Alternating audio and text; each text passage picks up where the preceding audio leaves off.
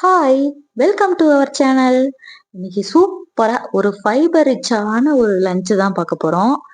எல்லா வெஜிடபிள்ஸும் எனக்கிட்ட என்னென்ன வெஜிடபிள்ஸ் இருக்கோ எல்லாமே போட்டேன். எல்லா வெஜிடபிள்ஸும் போட்ட ஒரு வெஜிடபிள் பிரியாணி தான் பண்ண போறோம். டேஸ்ட் சும்மா அட்டகாசமா இருந்தது. கண்டிப்பா இத ஒரு தடவ ட்ரை பண்ணி பாருங்க. அப்படியே நம்ம சேனலுக்கு ஒரு சப்ஸ்கிரைப் பண்ணிட்டு லைக் குடுத்துருங்க பாப்போம்.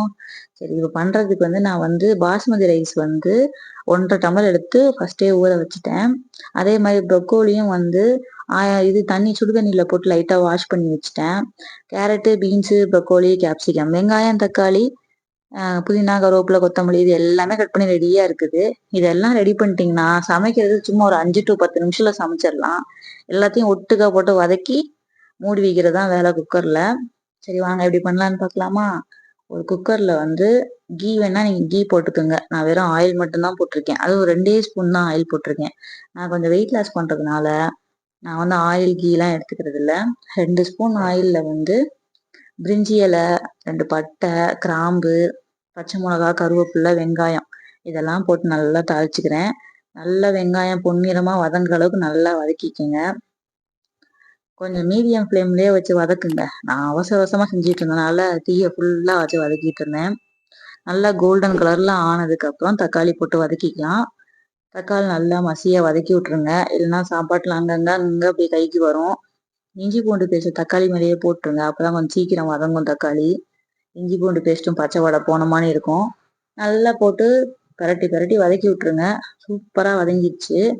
அது கொஞ்சம் வதங்கவுமே நான் புதினாவையும் போட்டுக்கிறேன். புதினாவை போட்டு ஒரு வதக்கிட்டு ஒவ்வொன்றையும் போட்டதுக்கு அப்புறமா ஒரு டைம் வதக்கி கொடுத்துடணும். அப்பதான் டேஸ்ட் நல்லா இருக்கும். மசாலா பொடியெல்லாம் சேர்க்க போறேன். இந்த குழம்பு மசாலா பொடி இருக்கும்ல, மசாலாத்தூள் அது கொஞ்சமா போட்டிருக்கேன். அப்புறம் கரம் மசாலா தூள், ஜீரகத்தூள் மட்டும் கொஞ்சம் கொஞ்சம் போட்டிருக்கேன். கரம் மசாலா தான் பிரியாணிக்கு ஃப்ளேவர் கொடுக்கறது. ஸோ அது உங்களுக்கு எவ்வளோ வேணுமோ அவ்வளோ போட்டுக்கோங்க. இப்போ வெஜிடபிள்ஸ் எல்லாத்தையும் சேர்க்க வேண்டியதான். மசாலா ஒரு பெரட்டி அது கொஞ்சம் பச்சை வாடை போனதுக்கப்புறம் வெஜிடபிள்ஸ்லாம் சேர்த்துக்கோங்க. ப்ரொக்கோலி ஃபர்ஸ்டே நான் பிளான்ச் பண்ணி வச்சிருந்தேன்ல ஹாட் வாட்டர்ல, அது பீன்ஸு, கேரட்டு, கேப்சிகம் எல்லாமே கட் பண்ணி வச்சிருந்ததெல்லாம் ஒட்டுக்கா போட்டுக்கிறேன். போட்டு நல்லா அந்த காய்கறியும் ஒரு 2 நிமிஷம் வதக்க வேண்டியதான். நல்லா அந்த எண்ணெயில தான் மசாலாவோட நல்லா கோட் ஆகட்டும். அந்த அளவுக்கு நல்லா வதக்கி விடுங்க. லைட்டா வதங்கினா போதும். இப்பயே அதை வேக வைக்கணும்லாம் அவசியம் இல்லை. ரைஸ் வேகிற டைம்லயே வெந்துடும் காய்கறி எல்லாம். அது தனியா வேக வைக்கணும்லாம் அவசியம் கிடையாது. பாஸ்மதி ரைஸ் ஃபர்ஸ்ட் ஊற வச்சு வச்சிருந்தோம்ல, அதை எடுத்து போட்டுக்கோங்க. தண்ணியெல்லாம் ஃபில்டர் பண்ணிட்டு போட்டுக்கோங்க. நல்லா உடையாம வரணும். அதனால ரொம்ப உடைச்சிடாம பொறுமையா போடுங்க. நல்லா பொறுமையா கிளறி விடுங்க, மிக்ஸ் பண்ணி விடுங்க. நல்லா மிக்ஸ் பண்ணிட்டு தண்ணி அளந்து ஊத்திக்கலாம். நான் 1 1/2 டம்ளர் பாஸ்மதி ரைஸ் வச்சேனா, நார்மல் ரைஸ்னா நம்ம டபுளா 3 டம்ளர் வைப்போமா, இதுக்கு 2 டம்ளர் வச்சா போதும்.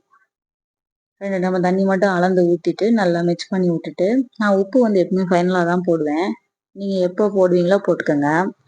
ஃபைனலா உப்பு சேர்த்துட்டு லைட்டா உப்பும் செக் பண்ணி பாருங்க. உப்பு காரம்லாம் போதும்னா கொஞ்சமா கொத்தமல்லி தழை போட்டுட்டு மூடி வச்சு விசில் போட வேண்டியதான். நான் காரத்துக்கு பச்சை மிளகா போட்டதோட சரி.